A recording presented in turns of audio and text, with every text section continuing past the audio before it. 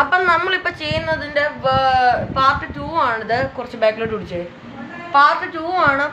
നമുക്ക് കുറവായതുകൊണ്ട് നമ്മളിപ്പം സംസാരിക്കുന്നില്ല കൂടുതൽ. നമ്മളിതിപ്പം 3ാമത്തെ 4ാമത്തെ ടേക്ക് എങ്ങനെയാണ് നമ്മൾ ഇവിടെ ഇപ്പം മൾട്ടിപ്ലൈ ചെയ്യുന്നത് 12 × 12 ആണ് നമ്മളിപ്പോൾ ഇവിടെ ചെയ്യുന്നത്. കാണാൻ വേണ്ടിയിട്ട് ഞാനിപ്പോൾ സൈഡിലോട്ട് എഴുതിയിട്ടേക്കുന്നത് 10ൻ്റെ കൂടെ 2 കൂട്ടിയാലല്ലേ 12 കിട്ടൂ. ഈ 2 എന്ന് ഉദ്ദേശിക്കുന്നത് 10ൻ്റെ കൂടെ 2 എന്നാണ്. 10ൻ്റെ കൂടെ 2 കൂട്ടുമ്പോഴല്ലേ 12 കിട്ടും. ആ 2 ആണ് ഈ 2. അതുപോലെ തന്നെ ഈ 12 കിട്ടണമെങ്കിൽ 2 കിട്ടും.